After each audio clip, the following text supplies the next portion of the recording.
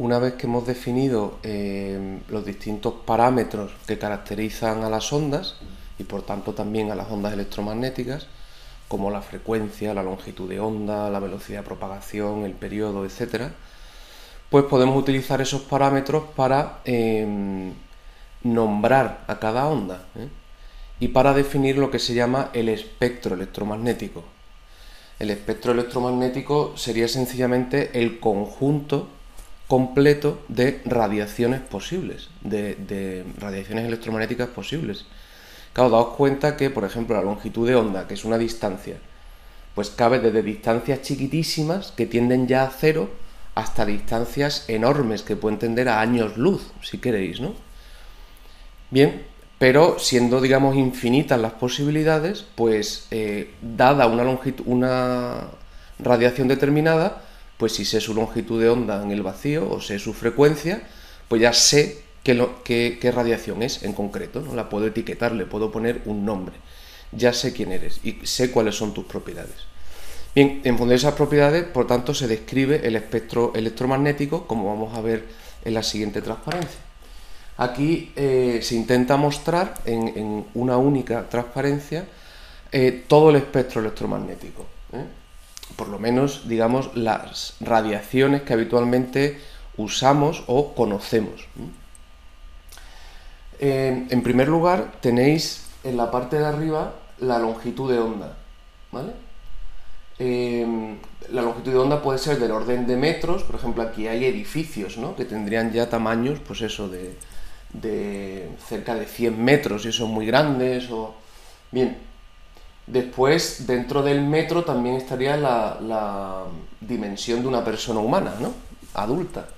Bien, después, si nos vamos ya yendo hacia los centímetros, pues ya tenemos tamaños como de insectos. Entre el centímetro y el micrómetro, pues ya, por ejemplo, la cabeza de un alfiler, ¿no? En micrómetro y nanómetro, pues ahí empieza a ver el tamaño de protozoos, ¿no?, o de bacterias, o de... Bien, y ya en el tamaño de los nanómetros, pues tenemos las moléculas.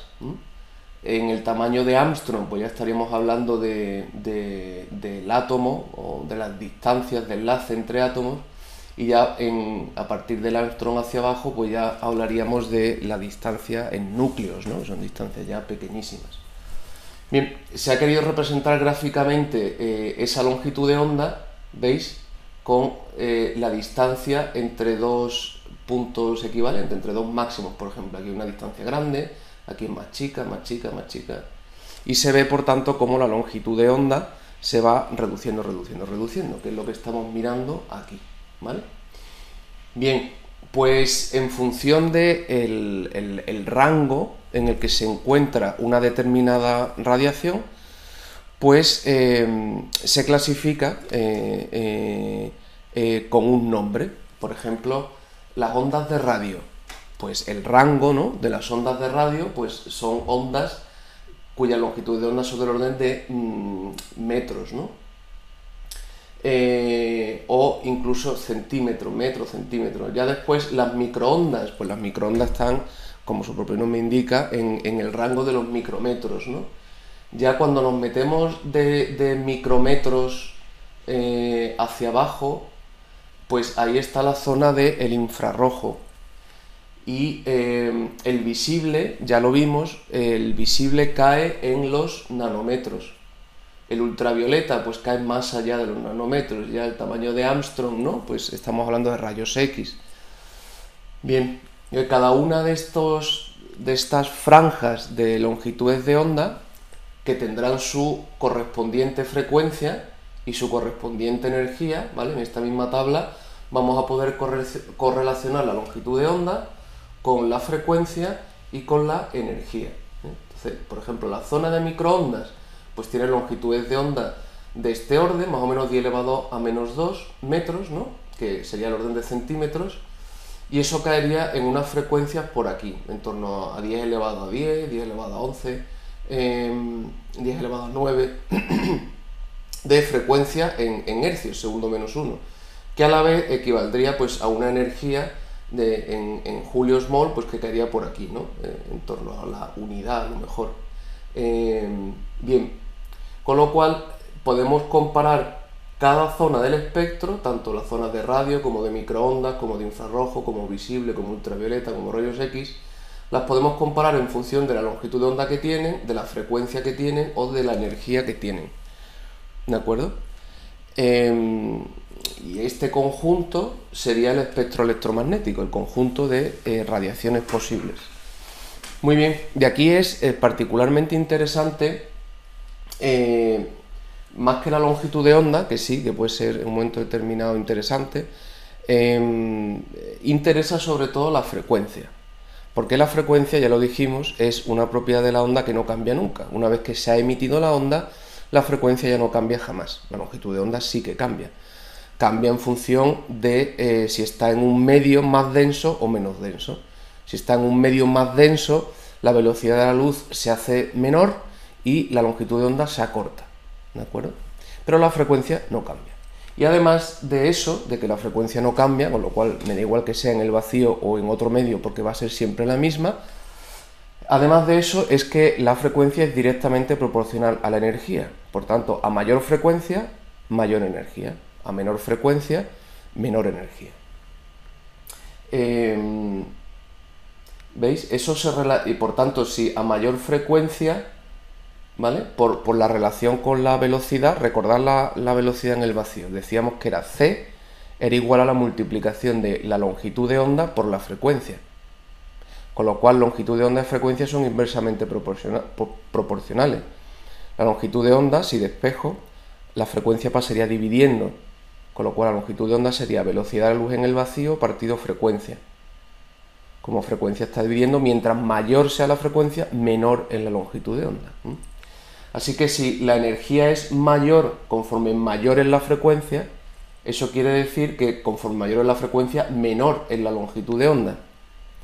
Así que la energía también tiene relación con la longitud de onda, pero una relación inversa. Conforme más pequeña sea la longitud de onda, más energética es esa onda. Conforme mayor sea la longitud de onda, menos energética es esa onda. Así que una onda grande de metros, pues no es muy energética, es como una onda muy parsimoniosa, ¿eh? No tiene mucha energía. En cambio, una onda que es de milímetros, pues entonces efectivamente ahí se puede almacenar una energía mayor. Lo mismo pasa con la frecuencia. Conforme la frecuencia es mayor, ¿vale? El número de ciclos que hace en un segundo es mayor, pues más energía encierra esa onda. Y mientras la frecuencia es menor, sube y baja, pero muy lentamente, hace el número de ciclos por segundo muy pequeño, pues entonces menos energía tiene. A mayor frecuencia, mayor energía. Muy bien. Y esas energías, que aquí se expresan en julios mol, si la luz interacciona con la materia, ¿en qué se puede emplear? Es decir, si la materia absorbe esa energía, ¿en qué lo emplea? Bien, pues en función del rango en el que estemos, si es microondas, infrarrojo, visible, ultravioleta, pues la materia lo utiliza de unos modos u otros, ¿eh? Porque hay cambios materiales que exigen más energías que otros. Por tanto, si exigen más energía, requerirán frecuencias mayores para poder producirse. Así, por ejemplo, cambiar el spin nuclear o electrónico, o sea, cambiarle el spin a un electrón, que en vez de ser más un medio sea menos un medio, cambiarle el spin al electrón es muy fácil, cuesta muy poca energía. Lo mismo cambiarle el spin a un núcleo, ¿no? Cuesta muy poca energía. Por eso ya con ondas de radio o de microondas, pero cerca de las ondas de radio ya es suficiente para cambiar el spin, ¿eh? Fijaos que la energía que hace falta está entre una milésima y 10 julios partido mol. O sea, como mucho en este rango consideramos 10 julios, o sea, estamos hablando de unidades de julios mol, unidades, o incluso cantidades mucho menores, del orden de centésimas, décimas o milésimas de julio mol. Es una cantidad muy pequeña de energía. Muy bien. Dice, bueno, y ahora, en vez de cambiar el spin de un electrón o de un núcleo, ¿qué pasa si quiero cambiar el modo en el que rotan las moléculas? Porque las moléculas están rotando en el espacio, ¿eh? Y resulta que se comprueba, ya lo veremos más adelante cuando estudiemos un poquito de cuántica, que las moléculas, a diferencia de los cuerpos grandes, cuando ya son muy chiquititos, como las moléculas, solo tienen varios modos de rotar posibles. Y entonces ya o rota a esta velocidad o ya la siguiente es esta velocidad. Y no existen las velocidades intermedias, ¿no? Por eso hay estados de energía posibles para la rotación. O está en este estado o está en este estado. Y los intermedios, que me los puedo imaginar, pues no son posibles, ¿vale? Bueno, ¿y cuánto cuesta un cambio rotacional? ¿Cuánto cuesta hacer que una molécula pase de rotar, digamos, más lento, con menos energía, a rotar más rápido? Pues eso, estamos hablando de energías del orden de 100 julios-mol, ¿vale? O sea que ya son decenas, incluso llegar incluso a la centena, ¿no? Pero más bien decenas de julio-mol. Por tanto, es un orden de magnitud mayor que un cambio de spin. Entonces ahí ya estaríamos hablando de la zona de microondas. Para poder cambiar las rotaciones de las moléculas, pues la energía que se requiere es del orden de decenas de julios-mol, y eso implica en radiación, esa energía te la puede dar una radiación de microondas, ¿vale? Así que las microondas nos podrían servir para que se podría absorber por la materia, y lo que provocaría es que las moléculas rotaran más rápido. Del mismo modo, si dice, bueno, pues ya no me interesa que cambie el modo de rotar, ahora lo que me interesa es que varíe el modo de vibrar un enlace, ¿vale? Tengo dos átomos enlazados y eso está vibrando, el enlace es elástico y está en una vibración constante. Bueno, pues ¿cuánto energía tengo que darle para que en vez de vibrar así, pues ahora vibre así, vibre con mayor energía, ¿vale? Igual que las rotaciones, también se comprueba con la cuántica y también en la experiencia que los modos que tiene una molécula para vibrar también son limitados, ¿eh? Las energías a las que puede estar vibrando una molécula son limitadas, son una serie de energías determinadas. ¿Y cuánto cuesta pasar de un estado energético vibracional a otro estado energético vibracional de mayor energía? Pues ahí estamos hablando de cambios de energía que puede llegar hasta 1000 julios-mol, o sea, el orden de centenares de julios-mol, centenares de julios-mol. Bien, y eso ya implica que la radiación que tiene esa energía es la de infrarrojo, ¿vale? En esa zona, con radiación infrarroja, ya podríamos, tiene energía suficiente para cambiar el modo de vibrar de las moléculas. Entonces se podría absorber esa luz y esa energía no se pierde, sino que se transforma. ¿Y en qué se transforma? En el modo de vibrar las moléculas, que vibrarían con más energía, Así que absorción infrarroja puede provocar, se puede absorber y esa energía pasa a las moléculas que componen, o al sólido, a los enlaces que hay entre átomos en ese sistema material, alterando la vibración de los enlaces. Muy bien. Y si en vez de cambiar la vibración, ahora lo que quiero es mi molécula, pues sé que está formada por átomos que están unidos, y están unidos porque están compartiendo electrones, ¿vale? Los enlaces se forman a través de compartir electrones. Muy bien. Bueno, y entonces esos electrones, si yo tengo mis átomos, ¿no? Pues este átomo está aquí, este está allá, y alrededor pues tengo una nube de electrones que se están compartiendo. Bien, pues el modo en que esos electrones se distribuyen en torno a los átomos, en torno a los núcleos, ¿vale?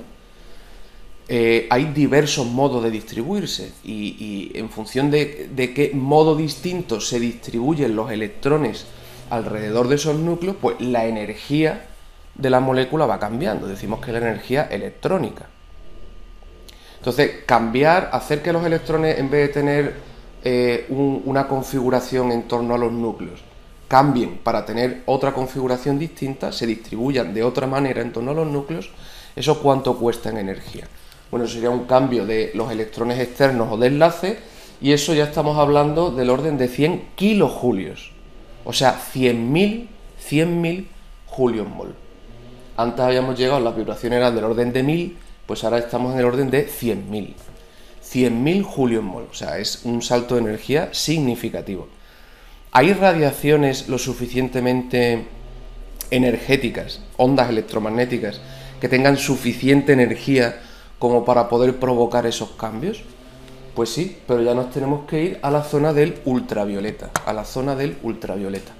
O sea, ya nos hemos salido del visible, ¿eh? Hay algunas moléculas que en el visible también experimentan cambios electrónicos, ¿vale? De hecho, por eso vemos sustancias coloreadas. Por ejemplo, una disolución que tenga un color rojo o amarillo o verde significa que esa disolución está absorbiendo en el visible, y si está absorbiendo en el visible quiere decir que se están produciendo cambios electrónicos en las moléculas, ¿no?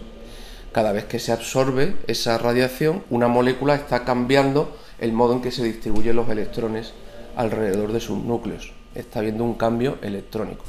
Así que, si quiero provocar esos cambios, me tengo que ir al visible en algunos casos y sobre todo al ultravioleta.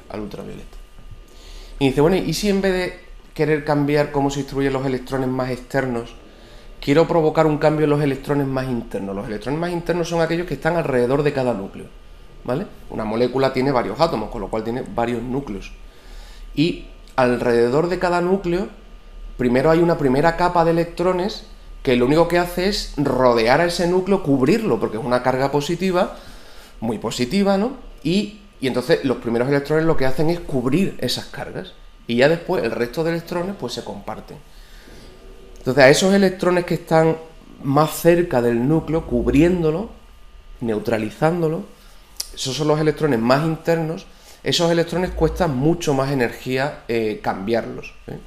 Porque son electrones muy estables, están muy cerca de la carga positiva, entonces provocar un cambio ahí cuesta mucha energía, Estamos hablando ya, si quiero hacer un cambio en esos electrones internos, del orden de 1000 kilojulios. 1000 kilojulios es 1.000.000 de julios-mol. Hemos pasado de 10 a 100 a 1000 a 100.000 y ahora estamos ya en 1.000.000. 1.000.000 de julios-mol. O sea que cuesta bastante energía, claro, eso ya...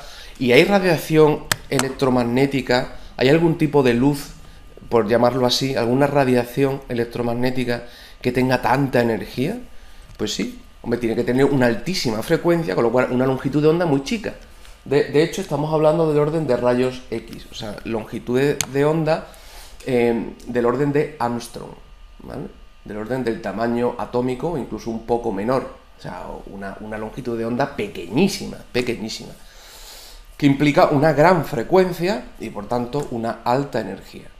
Entonces, con los rayos X se pueden producir esos cambios en los electrones más internos de las moléculas. Por tanto, la materia podría absorber esa radiación y lo que se estaría provocando es cambios en los electrones más internos de los átomos que constituyen esa materia. Bien, y si ya quiero producir un cambio en las partículas nucleares, o sea, en los núcleos, ya sea un cambio nuclear. Ahí estamos hablando de energía nuclear. Fijaos que ya es 1.000.000 de kilojulios. O sea, 1.000.000.000 de julios-mol. 1.000.000.000 de julios-mol, ¿no? O sea, es una barbaridad de energía. Una barbaridad. Bueno, pues esa es la energía nuclear, justamente, ¿no? Es muy alta, es muy grande, ¿no? Y para eso, ¿hay radiación que tenga esa energía? Pues la hay, pero más te vale estar al margen de ella. Obviamente esa radiación te puede hacer muchísimo daño. Ya los propios rayos X pueden provocar cambios, por ejemplo en la cadena de ADN, ¿no? Que rompa una cadena de ADN y por tanto puede generar enfermedades graves, ¿no? Y tumores y todo tipo de cosas, puede producir cambios importantes. Por eso nosotros no nos estamos haciendo radiografías todos los días, ¿eh? Hacerse una radiografía no importa, porque pasarte esa radiación, pero un poquito de tiempo, que no pasa absolutamente nada.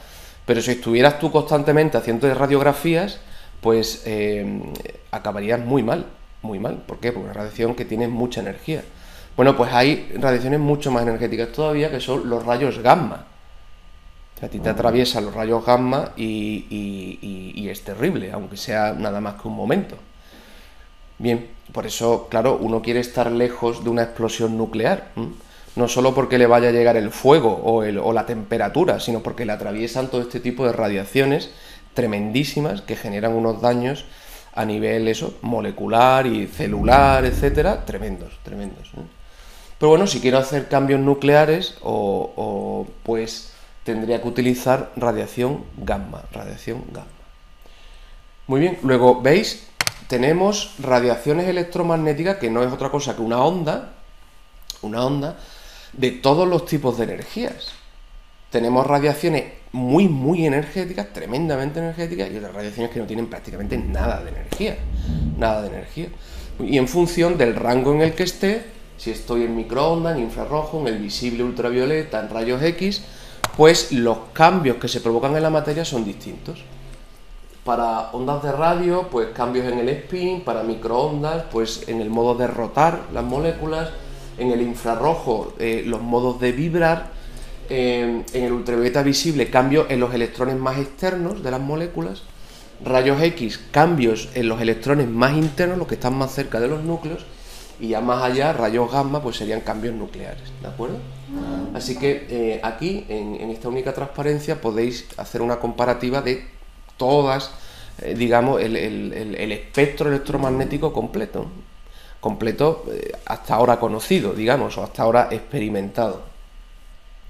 Muy bien, entonces fijaos que respecto a la radiación que nosotros podemos ver, por tanto que llamamos luz visible, es decir, aquella radiación a la que nuestro ojo se ha acostumbrado y que es la que percibe, es solo este rango pequeñito de aquí, ¿vale? Es un rango muy pequeño de longitudes de onda.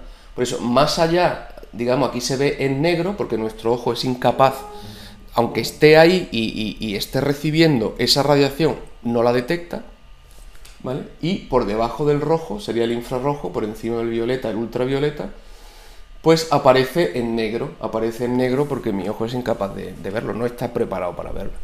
¿Por qué nuestro ojo se ha adaptado a ese rango de longitudes de onda? Pues nuestro ojo se ha adaptado a ese rango de longitudes de onda porque ese rango de longitudes de onda es principalmente el que emite el Sol.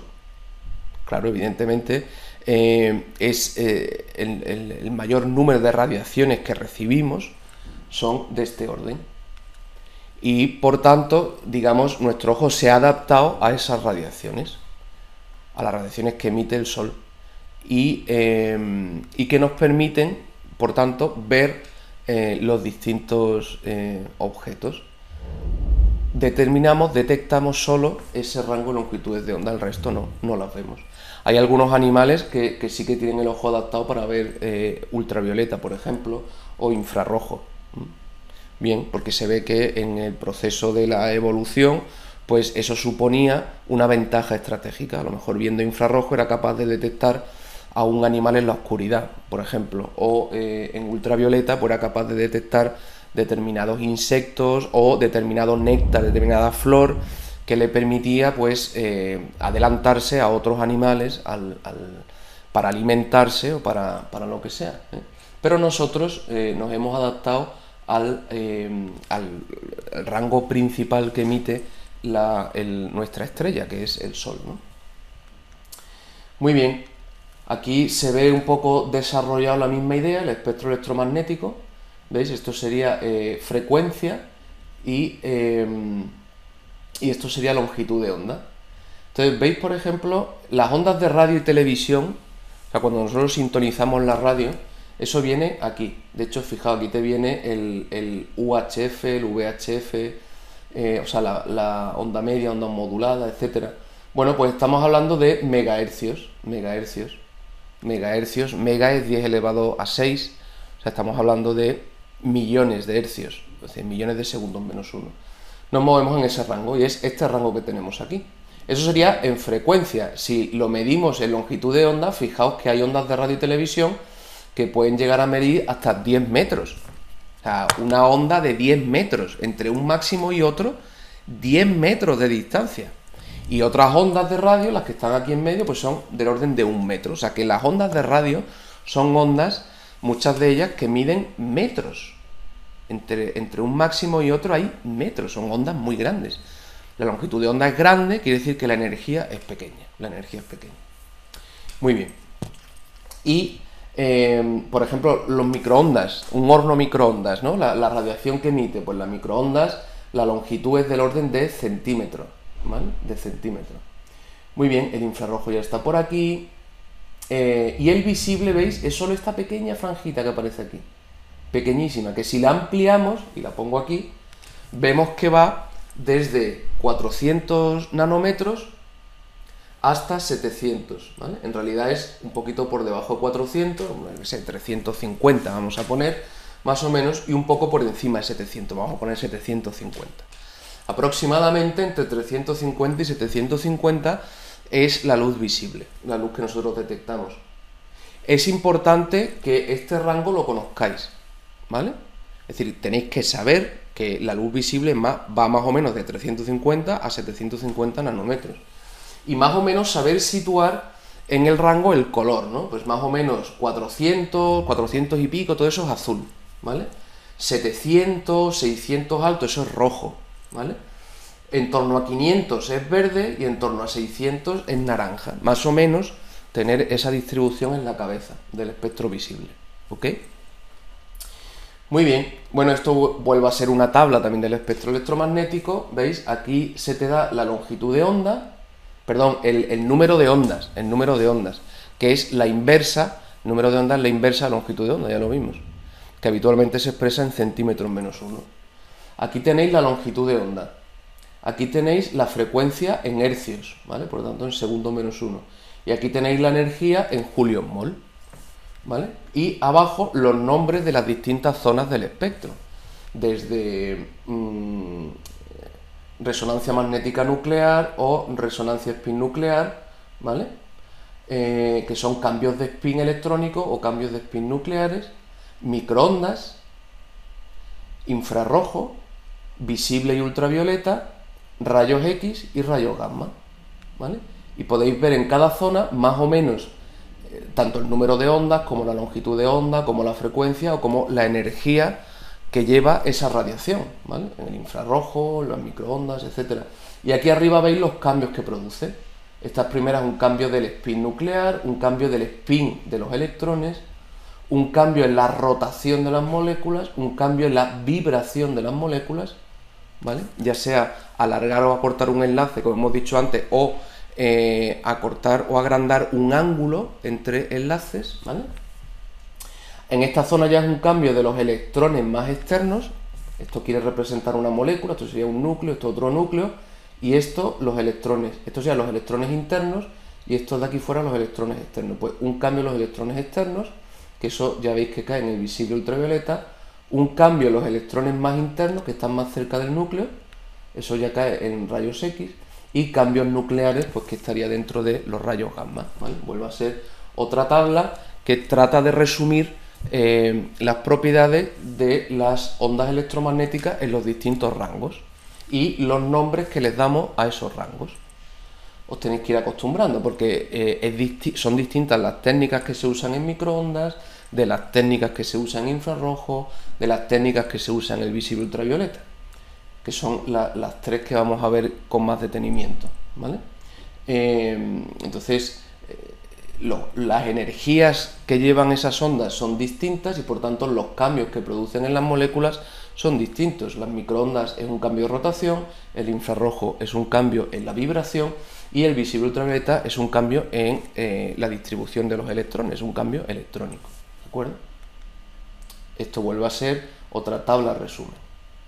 Muy bien, aquí tenéis, digamos, la clasificación habitual, ya mirando, digamos, a las técnicas instrumentales, ¿no?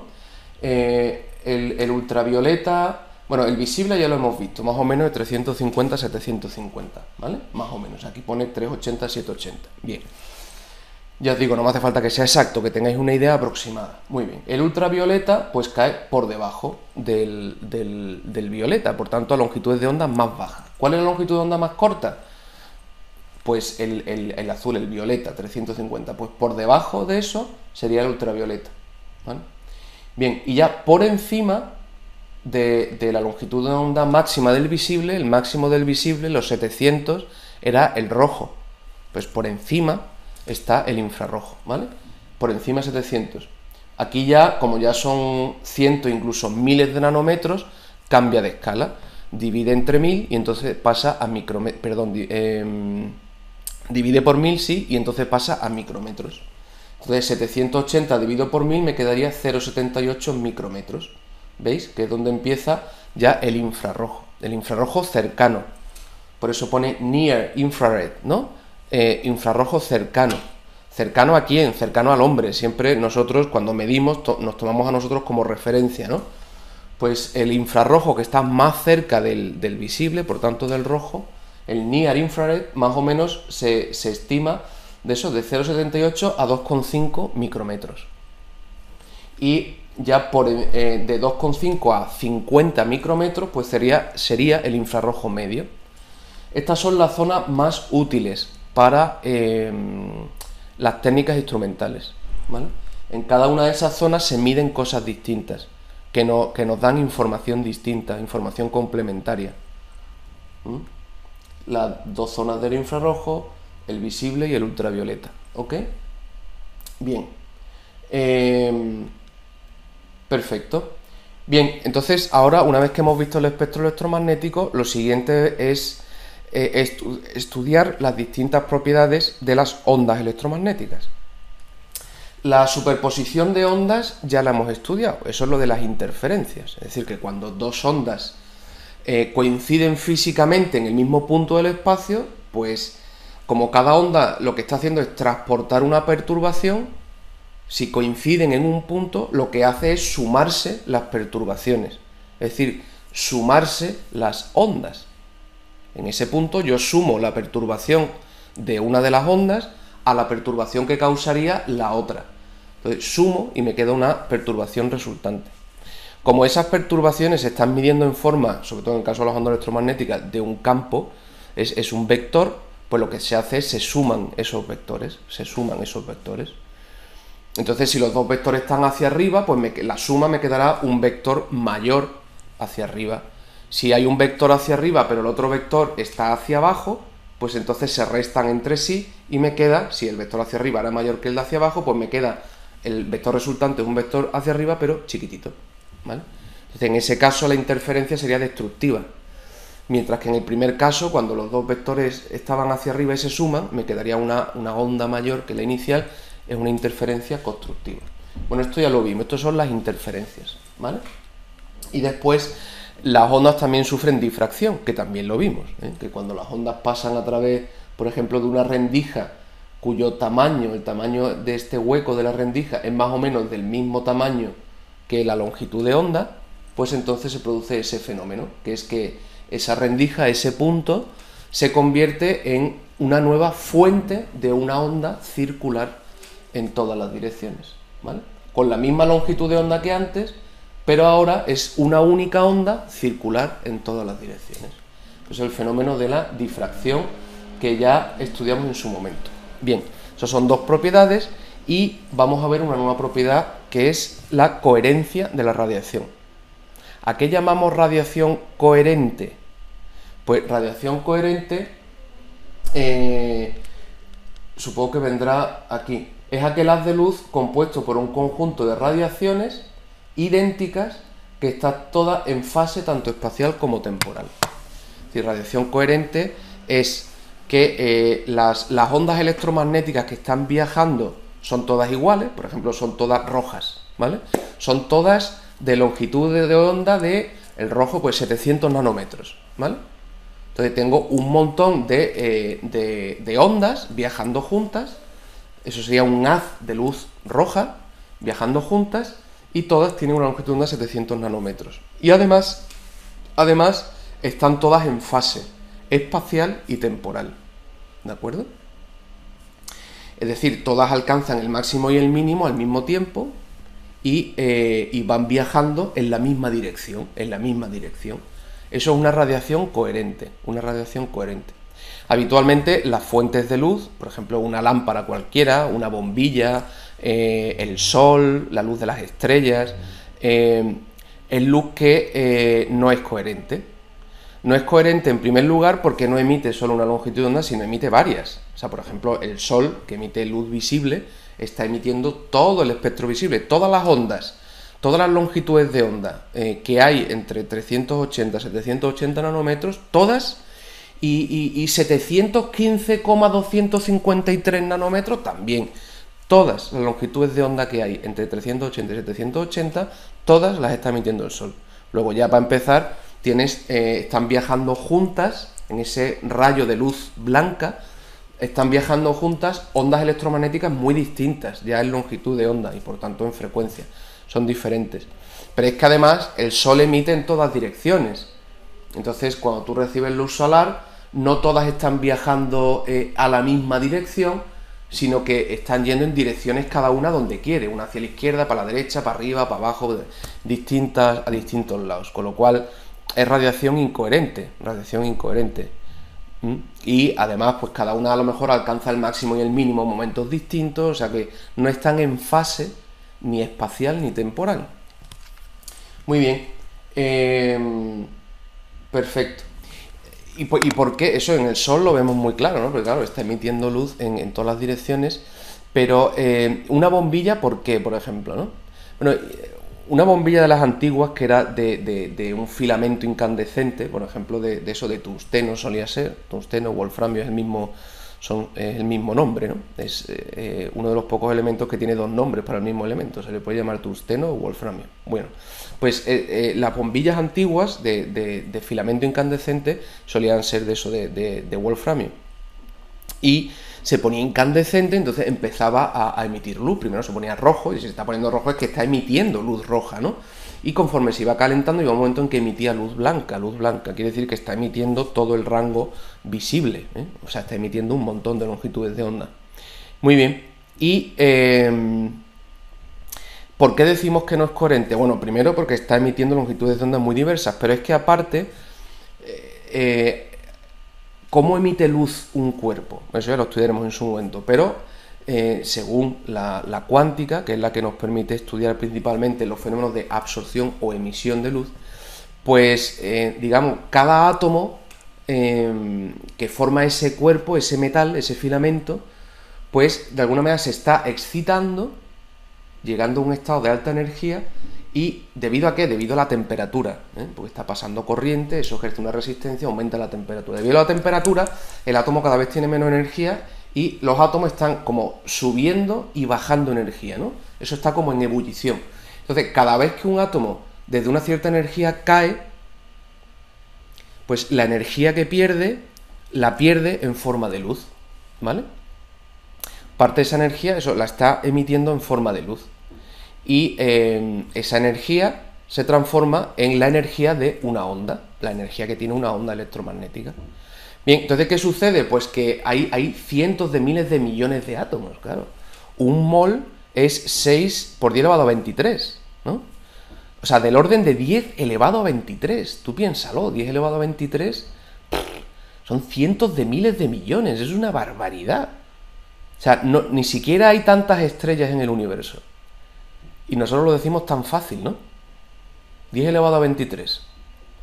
Es una cantidad inimaginable. Bueno, pues claro, si cada una de esas cantidades, cada uno está subiendo y bajando energía cuando le parece oportuno, pues cada uno está emitiendo una onda cuando le parece, en momentos distintos y en direcciones distintas. Y además, en función de que sea más o menos energía, la radiación que emite es más o menos energética. Y por tanto estamos hablando de más azul o rojo o verde en función de la energía. Con lo cual, la luz, el conjunto, aunque yo lo veo blanco, el conjunto que emite es incoherente. ¿Por qué? Porque hay longitudes de onda muy distintas, además cada una de esas ondas está viajando en direcciones diferentes, en momentos distintos. Bien, por tanto es radiación incoherente. Aquí tenemos un ejemplo de la radiación, de la coherencia, ¿no? Esto es una lámpara, ¿veis? Se quiere reflejar con los distintos colores que está emitiendo distintas longitudes de onda, ¿vale? O sea, por tanto, ahí hay distintas ondas electromagnéticas. Hay ondas verdes, hay azules, hay rojas. Y el rojo, por ejemplo, son 700 nanómetros, es una longitud de onda determinada, ¿no? El azul, pues a lo mejor son eso, del orden de 400 nanómetros, y el verde, pues del orden de 500 nanómetros. O sea que cada uno tiene una longitud de onda diferente, son ondas distintas. Y además veis que no son círculos concéntricos, que quiere decir que en realidad cada uno se está dirigiendo a una dirección distinta y en momentos diferentes. Muy bien. En el momento en que, sea cual sea la onda, llega a una rendija, por el fenómeno de la difracción, ya lo hemos dicho, esa rendija, ese punto, se convierte en un frente único, es decir, en una única onda circular que se va propagando desde ese punto.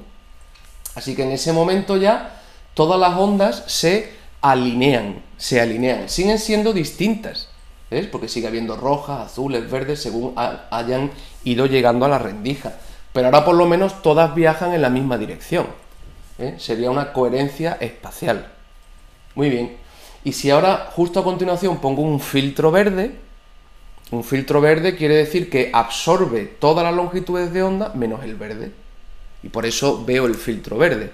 Si yo a una luz blanca le coloco un papel celofán verde, pues la veo verde. ¿Por qué la veo verde? Porque de todas las longitudes de onda que está emitiendo el blanco, que son todas, desde el azul hasta el rojo, todas, pues el resto de longitud de onda las absorbe ese papel celofán y solo deja pasar el verde. Es un filtro verde. Bueno, pues si yo eso lo hago aquí, entonces las ondas rojas, las azules, se quedan en el filtro, son absorbidas y solo pasan las verdes. De manera que esto ya sí sería radiación coherente. ¿Por qué? Porque es una única longitud de onda que está viajando todas a la vez en la misma dirección. Hay coherencia espacial y temporal, ¿de acuerdo? ¿Veis? Esto es radiación coherente, esto es radiación incoherente. Muy bien, otra propiedad de las ondas electromagnéticas sería la transmisión, el modo en que se transmiten, es decir, el modo en que viajan a través de la materia, ¿vale? Por ejemplo, a través del agua o a través del aire, bueno, también a través del vacío, ¿no? Pero, en norma general, a través de un medio material. Bien, bueno, conviene distinguir lo que sucede mientras esa onda está atravesando un medio homogéneo, por ejemplo, va tranquilamente a través del agua.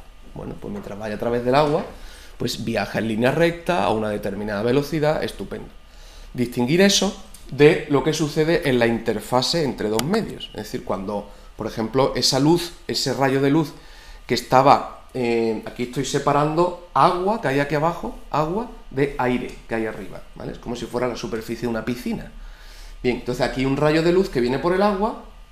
Bien, pues cuando pasa de una fase del agua a otro, interfase, de un medio, el agua, a otro medio, que es aire, pues entonces ahí sucede un cambio de dirección, que ya lo veremos, que se llama refracción, ¿no? Bien, entonces conviene distinguir cuando la luz está viajando por un medio homogéneo, por el agua o por el aire, de lo que sucede cuando pasa de un medio a otro, cuando hay un cambio, se atraviesa una interfase, una superficie que separa dos medios. Muy bien, la observación experimental demuestra, ya lo hemos visto, que la velocidad de la luz es distinta en cada medio. Y además es siempre menor que la velocidad de luz en el vacío. Así que la velocidad máxima a la que puede ir la luz es la velocidad de luz en el vacío. En cualquier otro medio, ya sea menos denso como el aire, o más denso como el agua, o más denso todavía como el cristal, ¿no? La velocidad cada vez se va haciendo menor. Conforme más denso es el medio, menor va siendo la velocidad de la luz en ese medio. Encuentra más rozamiento, por decirlo así, ¿no? Ya veremos qué naturaleza tiene ese rozamiento, que hace que se vaya deteniendo y la velocidad sea menor. Pero es un hecho experimental. Muy bien. Sin embargo, ya lo hemos dicho, la observación experimental también nos dice que la frecuencia no cambia. O sea, el número de ciclos que se hace en un segundo, eso no cambia. Perfecto. Bien, y ya hemos dicho que la energía es proporcional a la frecuencia. Luego, si la frecuencia no cambia, la energía no cambia, aunque disminuya su velocidad. Disminuye la velocidad a la que se está transmitiendo a través de ese medio. Pero la energía que lleva no cambia. Depende solo de la frecuencia. Así que, sea como sea que esa onda está sufriendo ese rozamiento, ¿no?, que hace que vaya más lento, no está perdiendo energía. O sea, tiene que haber un modo en que esa onda viaje más lentamente, pero sin perder energía. Si fuera un rozamiento físico, en ese rozamiento sabemos que se pierde energía. Hay que hacer un trabajo y esa energía se pierde, ¿vale? No es el caso de las ondas. Hay algo que está haciendo que vaya más lento, pero sin perder su energía. Muy bien. Perfecto. Bueno, pues definimos un parámetro importantísimo, que es el índice de refracción. El índice de refracción, tal como lo vamos a definir, es un parámetro que caracteriza a los materiales. Igual que tú puedes decir, bueno, pues este material tiene esta densidad y este punto de fusión, y pues también tiene un índice de refracción propio, que corresponde a su naturaleza, ¿vale? Muy bien. ¿Y cómo se define el índice de refracción? Pues es el cociente entre la velocidad de luz en el vacío, c, que eso es una constante, porque es la misma para cualquier longitud de onda, c, y la velocidad en ese medio. Por ejemplo, I sub i quiere decir no solo que se refiere a un medio determinado, sino también a una longitud de onda determinada. Por ejemplo, el rojo no viaja en el agua a la misma velocidad que el azul o que el verde.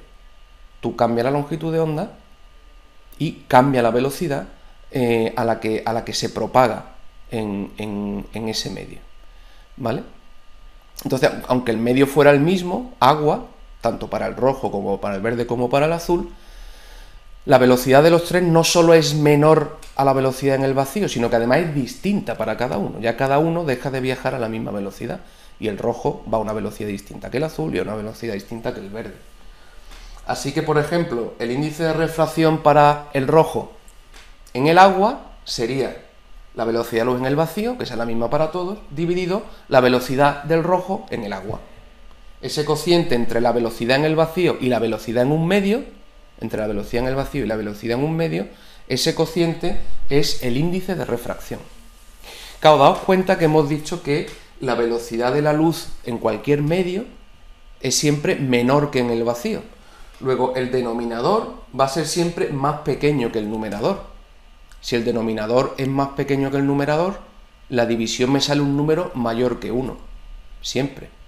Luego, ojito, el índice de refracción, tal como lo hemos definido, siempre, necesariamente, va a ser mayor o igual que 1.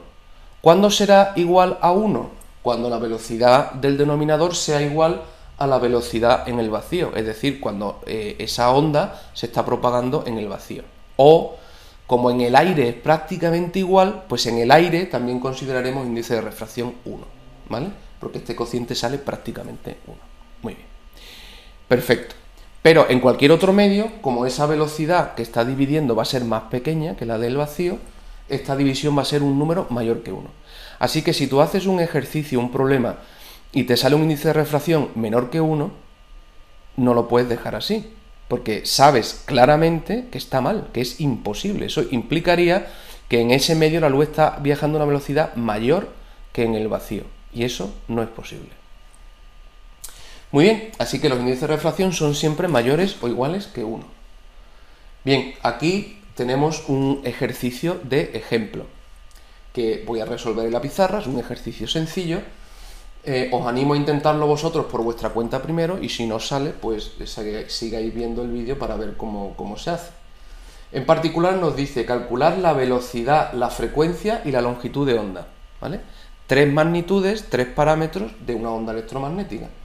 ¿Y de qué onda estamos hablando? Pues de la línea D del sodio. La línea D del sodio. ¿Qué quiere decir la línea D? Bueno, pues el sodio atómico, es decir, el sodio que está en estado gaseoso, son átomos de sodio neutros en fase gas.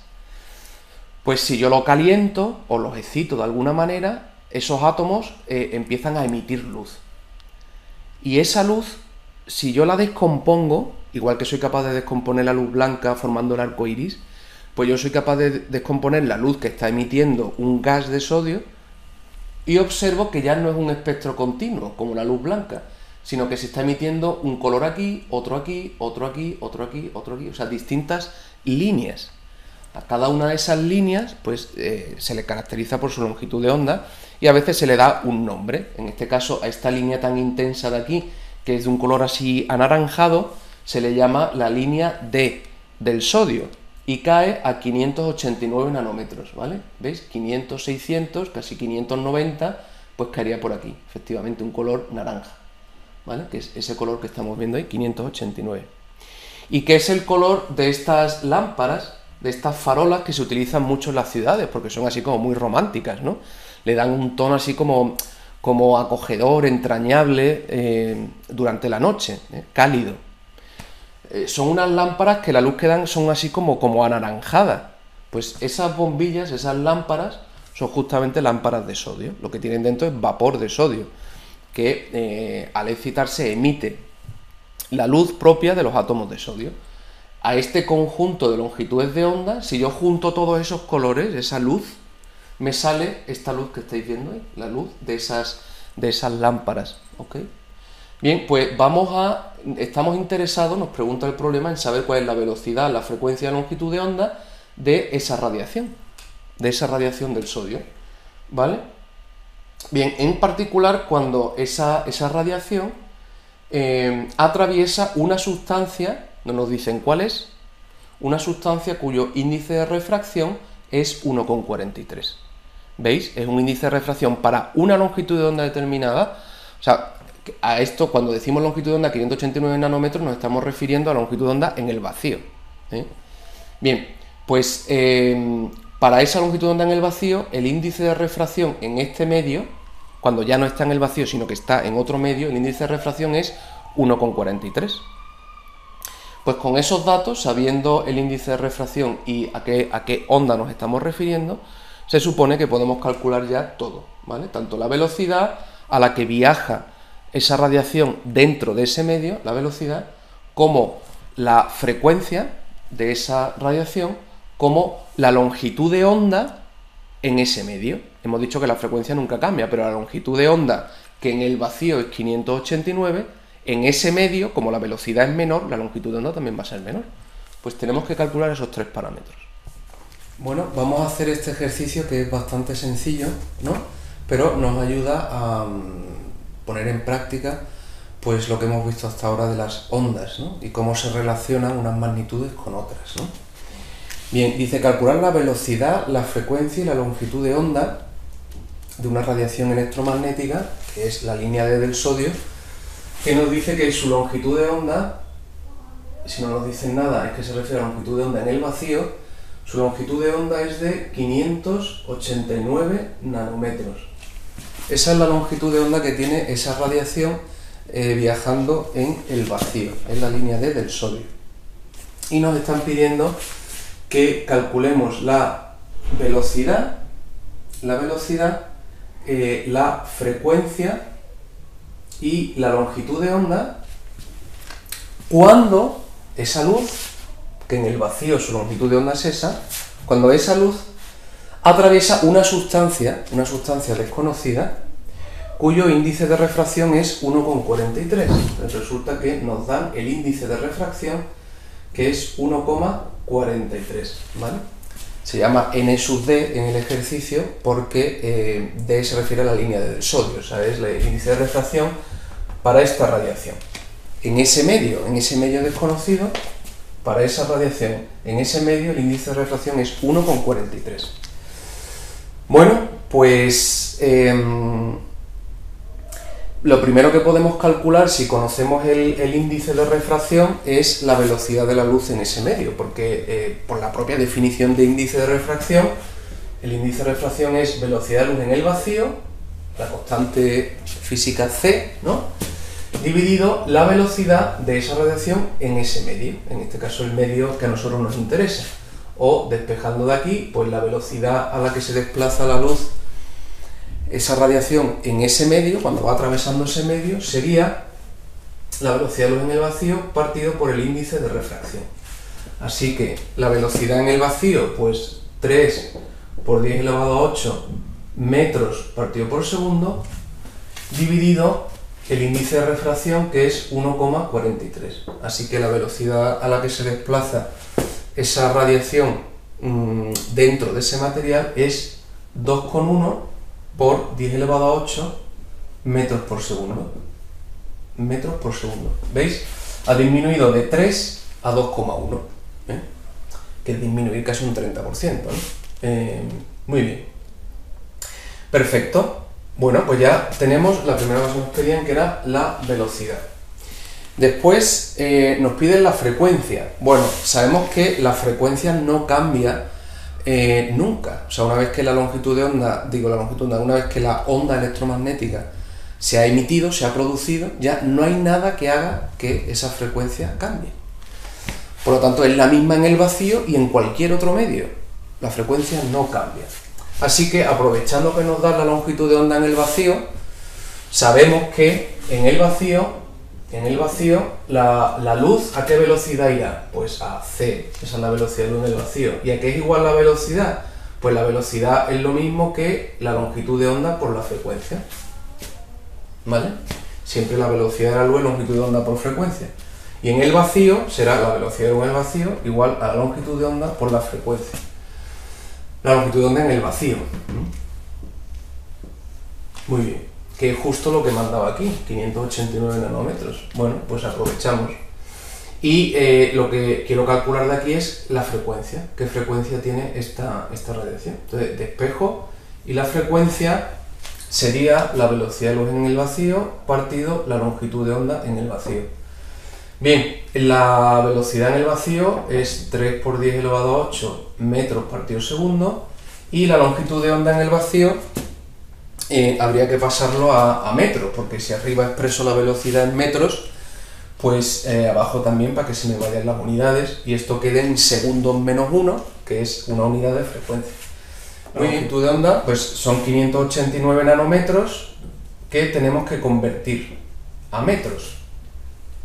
Entonces yo digo, un metro, que es lo que quiero, ¿cuántos nanómetros son? Son 10 elevado a 9 nanómetros. ¿Vale? También lo podrías hacer al revés y poner un nanómetro abajo, son 10 elevado a menos 9 metros, como quieras. ¿Vale? Bien, de esta manera, nanómetro se me va con nanómetro, este metro que está aquí se me va con este metro que está aquí, el segundo pasa dividiendo y esto queda en segundos menos 1, que es unidad de frecuencia. Para hacer esa operación, la frecuencia sale 5,09 por 10 elevado a 14. 10 elevado a 14, daos cuenta que este 10 elevado a 9 está dividiendo, con lo cual pasaría arriba, entonces que sale un número muy alto. 10 elevado a 14 segundos menos 1, que ya sabemos que segundo menos 1 es lo mismo que hercio. Entonces lo correcto es expresar la frecuencia en hercios, que es su unidad, aunque sabemos que eso es segundos menos 1, ¿vale? Sería 5,09 por 10 elevado a 14 hercios. Muy bien, pues ya tenemos la frecuencia. Tenemos la velocidad de la luz en ese medio. Bien, ¿y qué es lo último que nos queda? La longitud de onda. Nos queda la longitud de onda en ese medio. Sabemos que cuando esta radiación pasa del vacío a ese medio, su velocidad cae desde 3 por 10 elevado a 8 a 2,1 por 10 elevado a 8. Entonces, como se frena, al frenarse, hace que avance más lento, y al avanzar más lento la longitud de onda también se hace más pequeña, ¿vale? Tarda más en avanzar, con lo cual la distancia entre un máximo y el siguiente se reduce. Bien, bien, con lo cual la longitud de onda que tendrá esta radiación cuando esté atravesando ese medio distinto del vacío ya no será 589. Y es lo que me están pidiendo. Bueno, pues entonces aprovecho. Antes era en el vacío, pues ahora digo, en ese medio, en ese material desconocido, pues yo sé que la velocidad de la luz de ese medio, que ya no es c, será, como siempre, la longitud de onda en ese medio, ¿vale? Voy a ponerle i para indicar que nos estamos refiriendo a en ese medio, en ese material. Será la longitud de onda en ese medio por la frecuencia. La frecuencia siempre es la misma, ¿eh? En ese medio en cualquier otro, por eso no se pone sub i, es sencillamente la frecuencia. Bien, Y entonces daos cuenta que de aquí la velocidad en ese medio ya la hemos calculado, la tenemos aquí arriba, y la frecuencia también la hemos calculado, la tenemos aquí. Lo único que hay que hacer es despejar la longitud de onda que tiene la radiación cuando está atravesando ese medio. Despejo y me queda que la longitud de onda cuando está atravesando ese medio sería la velocidad a la que va la luz en ese medio dividido la frecuencia. Muy bien, la velocidad a la que va la luz en ese medio es 2,1 por 10 elevado a 8 metros partido segundo, y la frecuencia es 5,09 por 10 elevado a 14, 1 partido segundo, o sea, segundo menos 1. Con lo cual, 1 partido segundo se me va con 1 partido segundo, y esto me va a quedar en metros, que es una unidad adecuada para una longitud, la longitud de onda. Entonces esto saldría 4,12 por 10 elevado a menos 7 metros. Como ha salido un número tan pequeño, pues nos compensa pasarlo a nanómetros. Para eso multiplico por 10 elevado a 9 y entonces me queda 412 nanómetros. O sea que la longitud de onda, cuando estaba en el vacío, era 589, que eso cae en el naranja, clarísimamente, ¿vale? 589, naranja tirando a rojo, y 412, o sea, fijaos el salto que ha dado la longitud de onda. Ya hemos dicho que como va más lento, pues la longitud de onda se hace más pequeña, se frena, entonces se va apelotonando. 412 nanómetros, que esto ya cae en el azul, plenamente en el azul, ¿vale? Así que si fuéramos capaces de estar dentro de ese medio y ver la luz, la veríamos azul. No la vemos azul porque una vez que sale de ese medio, vuelve a recuperar en el aire su longitud de onda, que es la que percibe nuestro ojo, que es 589, que eso es naranja, ¿vale? Muy bien, pero ya veis que se ha estrechado bastante la longitud de onda de esa radiación como consecuencia de que la velocidad ha caído casi un 30%, ¿no? Ha pasado de 3 a 2 metros partido segundo. Mientras que la frecuencia se mantiene intacta, la frecuencia nunca cambia. Otro fenómeno interesante que le sucede a las ondas electromagnéticas cuando están viajando a través de un medio determinado es lo que se conoce como dispersión de la luz. Si tenéis un láser, bueno, por ejemplo yo tengo aquí uno, ahora mismo estoy apuntando hacia arriba, tú no lo ves, ¿vale? Pero está aquí. Si yo pongo mi mano, ves que está ahí porque te estoy remitiendo esta luz para que tú la veas. ¿Eso quiere decir que si no te pongo la mano no haya luz verde? Sí, la luz está aquí. Otra cosa es que tú la veas o no la veas, ¿vale? Pero está aquí.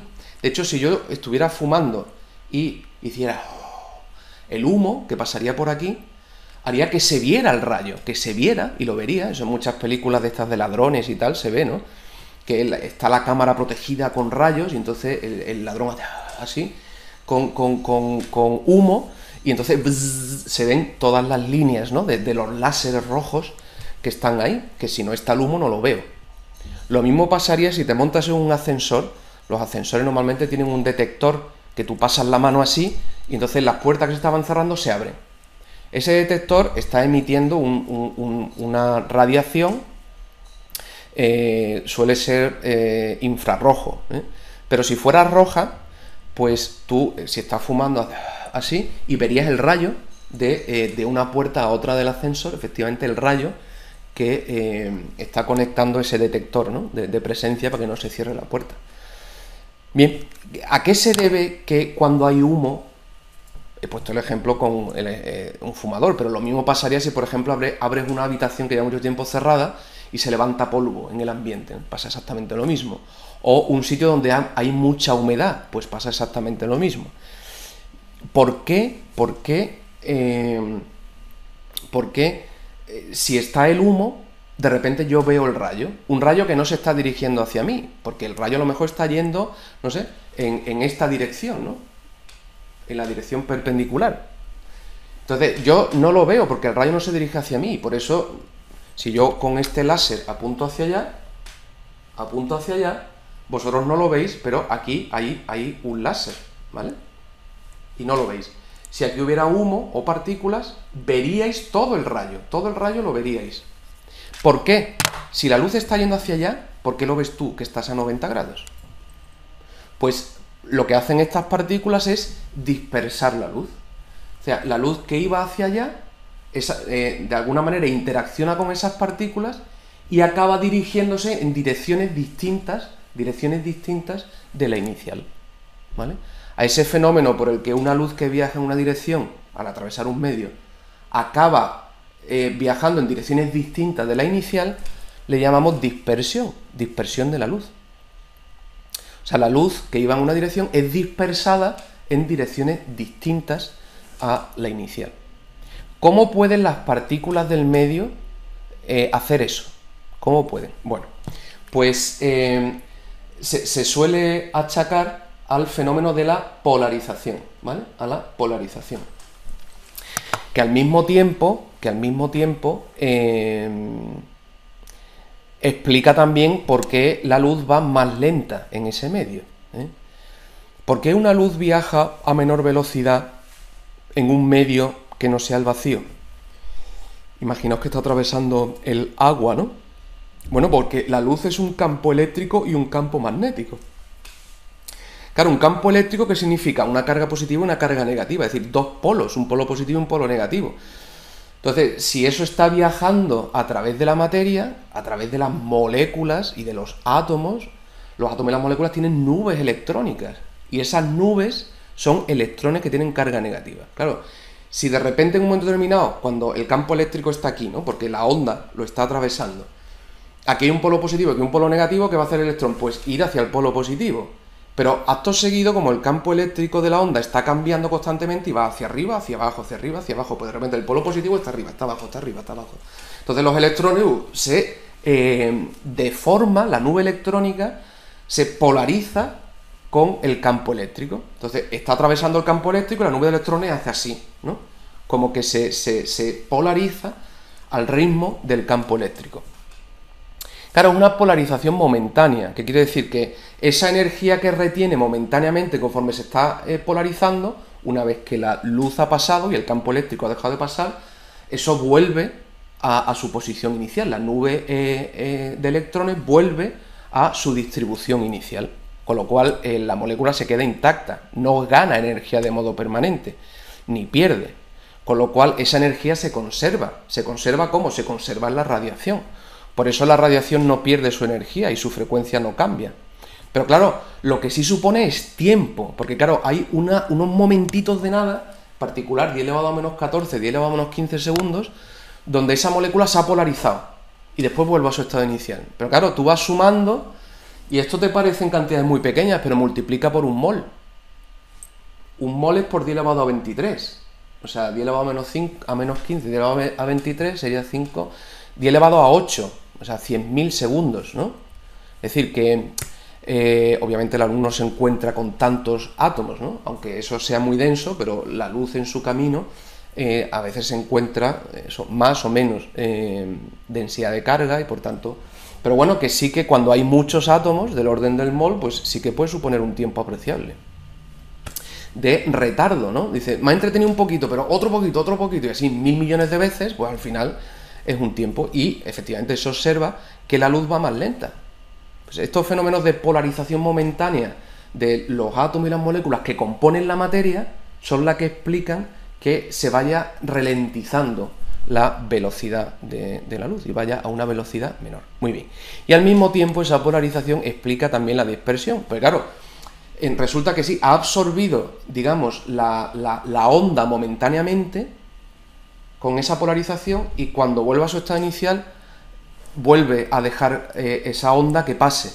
Pero en ese volver a su estado inicial resulta que esos átomos, esas moléculas, esas partículas, al volver a su estado inicial, esa luz que han retenido momentáneamente, resulta que ahora la sueltan de nuevo, pero la sueltan en todas direcciones. Con lo cual, la luz que venía en esta dirección, al intervenir con este átomo, esta molécula, esta partícula, polariza, despolariza y ¡pum!, sale despedida hacia allá. Y sale despedida hacia allá, y otra hacia allá. Bien, entonces cuando hay muchas partículas juntas, resulta que se anulan unas partículas con otras. Por ejemplo, esta dispersa hacia allá y esta dispersa hacia acá, pues se anulan entre sí, ¿no? Esta dispersa hacia allá y esta hacia allá, se anulan entre sí. O esta hacia allá y esta hacia allá, se anulan entre sí. Cuando hay muchas partículas, las direcciones distintas a la de entrada, se anulan unas con otras. Y entonces, prácticamente, si yo estoy a 90 grados, no detecto luz dispersada. ¿Por qué? Porque se han anulado, los fenómenos de dispersión se han anulado unos a otros. Pero cuando el tamaño de la partícula llega a ser del orden de la longitud de onda de la luz, cuando son del mismo orden en tamaño, aunque sea un poco más pequeña o un poco mayor, cuando son de ese orden, entonces no se anula del todo y entonces puedo observar luz dispersada en direcciones distintas. No se anula del todo y puedo observar luz dispersada en direcciones distintas de la principal. La principal era esta, y sin embargo tú, que estás a 90 grados, si yo echo humo, tú ves luz verde, por ejemplo, si es un rayo verde, ¿no? Entonces, ¿quién está llevando la luz hacia ti? Pues la partícula que se ha polarizado, y algunas de esas muchas partículas están emitiendo hacia allá, hacia tu dirección. Están robando parte de la luz que tenía que ir hacia allá y te la están mandando a ti, para que tú la veas. Entonces ves el rayo verde constante. Es decir, en el fenómeno de dispersión se pierde intensidad de luz. Si yo hago que este rayo láser pase a través del humo, el puntito verde que se ve en la pared es menos intenso. ¿Por qué? Porque parte de la luz se ha perdido porque se ha mandado a direcciones distintas, se ha perdido por el camino, por el fenómeno de la dispersión. Muy bien. Bien, esto es lo que he explicado de palabra. A esa radiación que se va en direcciones distintas la llamamos radiación dispersada. Y hay dos tipos de dispersión. ¿Qué sucede si el tamaño de la partícula es menor que la longitud de onda de la luz, de la radiación? ¿Vale? O sea, la distancia entre máximos de la onda es mayor que el tamaño de la partícula. La partícula es más pequeña que la onda. Muy bien. Cuando eso sucede, hablamos de dispersión Rayleigh. ¿Vale? Dispersión Rayleigh. Y tiene la característica de que su intensidad es proporcional a lambda menos 4. ¿Qué quiere decir? Que conforme crece lambda, como esto, lambda menos 4 significa que es 1 partido por lambda a la cuarta. O sea que conforme aumenta lambda está dividiendo y elevado a la cuarta, enseguida esa división se hace 0. ¿Vale? Enseguida. Y entonces 1 partido lambda a cuarta, entonces los que tengan de todo el espectro visible,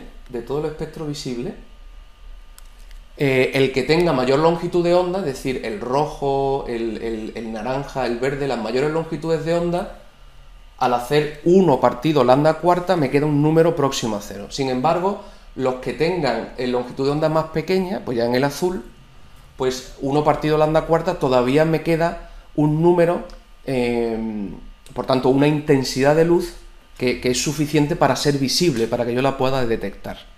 ¿Vale? Entonces, así es como afectaría esta dispersión al espectro visible. Y esto no puede decir, bueno, ¿esto para qué sirve? Pues esto explica, por ejemplo, por qué vemos el cielo azul. O sea, tú te vas a la luna y miras al cielo y lo que ves es la negrura más absoluta. O sea, un espacio negro y vacío. Terrible. ¿Eso a qué se debe? Pues se debe sencillamente a que la luna no tiene atmósfera. Si la luna no tiene atmósfera, ahí no hay partículas, y si no hay partículas nadie puede dispersar la luz, con lo cual no veo nada. Bien, en cambio en la Tierra está rodeada de una atmósfera, que en realidad es un conjunto enorme de moléculas y pequeñas, muy pequeñas partículas.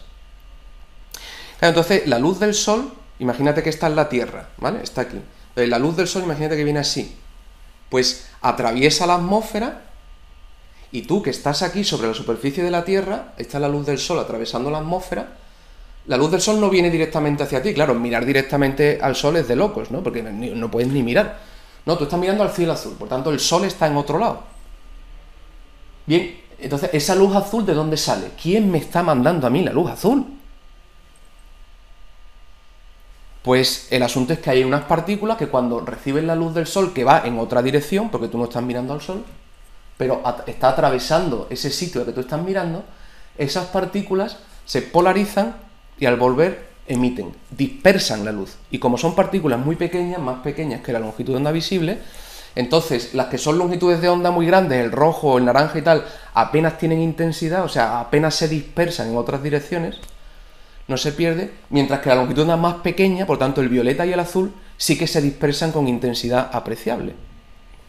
Y entonces de todo el visible, el resto de longitudes de onda no se dispersa, pero el azul sí que se dispersa con intensidad apreciable. Y entonces veo ese color azul, que es sencillamente la luz blanca dispersada por partículas muy pequeñas, ¿vale? Y por eso se ve el cielo azul. O sea que es un fenómeno de dispersión, ¿vale? Aquí lo tenéis. ¿Veis? ¿Aquí está el sol? No, pero sabemos que el sol está cerca, ¿verdad? Decimos, es de día, claro que es de día. ¿Y por qué? Porque hay luz. O sea, lo que pasa es que el sol no lo estoy mirando directamente, la luz no viene directamente hacia mí, la luz está pasando por ahí arriba, apuntando hacia otro lado. Y todas las partículas que están ahí en el cielo son las que me están dispersando en mi dirección la luz del sol. Pero como son partículas muy pequeñas, el rojo, el verde, el naranja apenas son dispersados por ese lambda menos 4, mientras que el azul y el violeta sí, y entonces por eso lo vemos azul. Muy bien. Aquí lo vais a ver en un experimento. Ahí hay una disolución a la que se le añade un ácido y entonces se van a ir formando pequeñas partículas de azufre sólido. Pero empiezan a crecer poco a poco. Entonces al principio son partículitas súper chicas, después van creciendo. Entonces vais a ver el efecto que tiene. Aquí estoy apuntando con luz blanca. Entonces hay que fijarse tanto en el aspecto que adquiere la disolución como la luz que está llegando al fondo. ¿Veis que están apareciendo ya el color azul? Se está viendo ya de color cielo. ¿De dónde sale esa luz azul? Pues es la luz blanca que está siendo dispersada por esas partículas chiquititas. Claro, conforme más partículas hay, más luz azul se va perdiendo, con lo cual al final aquí apenas llega luz azul. Y si apenas llega luz azul, del espectro completo tú le quitas el azul y el verde, ¿y qué te queda? Una combinación de rojos, que es la luz del atardecer. La luz del atardecer. ¿Vale? Bien, por eso en el atardecer vemos ese color, porque ya el sol está tan en horizontal, que es que está atravesando una cantidad inmensa de atmósfera. Ya no es solo un trocito, porque es perpendicular, sino que está casi en horizontal, entonces está atravesando atmósfera, y claro, mientras va atravesando va perdiendo luz azul, y claro, llega un momento en que ya no le queda luz azul, y si ha perdido luz azul, pues lo que le queda es una combinación de rojos y naranjas, y eso es lo que observamos en el atardecer, ¿vale? A esta experiencia se le llama de hecho atardecer químico, ¿no? Porque ves tanto la luz azul como cómo va cambiando la luz que te queda, y al final te quedan esos tonos rojizos del atardecer. Cuando el tamaño ya es suficientemente grande, ¿veis? Ya la luz se dispersa, pero se dispersa por igual, porque ahora la luz que yo estoy viendo dispersada es luz blanca. Y esa, de hecho, es el siguiente tipo de dispersión, ¿vale? Que se conoce como dispersión de Mie o efecto Tyndall. Esto sucede cuando las partículas que hay en el medio son mayores que la onda, es decir, mayores que el tamaño entre dos máximos consecutivos. Como en este caso estamos utilizando luz visible, pues digamos que las partículas son mayores que los 780 nanómetros, ¿no? del rojo, ¿eh? O sea que estamos hablando de partículas de micras. Partículas de micras ya son mayores. Por ejemplo, cuando hay humedad en un bosque o cuando hay polvo de arena, ¿no? Por ejemplo, en el desierto, en el medio, pues esas partículas, esos granitos, ¿no? Muy finos de arena o esas gotículas de agua en el rocío de la mañana, pues son de micras, del tamaño de micras. Y entonces cuando eso sucede ya no aplica lo del lambda menos 4, el lambda elevado a menos 4, no, sino que ahora ya todas las longitudes del visible, todas son dispersadas por igual. Con lo cual, si es luz blanca, es dispersada luz blanca en todas direcciones. Y por eso esto no lo veo azul, sino que lo veo blanco. ¿Por qué? Porque todas las longitudes de onda del blanco, desde el rojo hasta el violeta, todas, están siendo dispersadas por igual. Entonces viajan juntas y son dispersadas juntas. Con lo cual luz blanca entra, luz blanca que sale en otras direcciones. Por eso yo puedo ver este rayo. Yo sé que ahí está el sol, aunque el sol a mí no me está apuntando. El sol está apuntando aquí, a esa mancha luminosa del suelo. Entonces, ¿por qué puedo ver el rayo de sol? Pues porque hay un montón de partículas que están dispersando la luz hacia mí, hacia mí. Lo mismo que aquí. Yo tampoco veo el sol, que sé que está por ahí. ¿Y por qué veo entonces los rayos de sol? Pues porque hay pequeñas partículas, en ese caso de agua, que están dispersando la luz hacia mí. Bueno, eso es el fenómeno de la dispersión de la luz.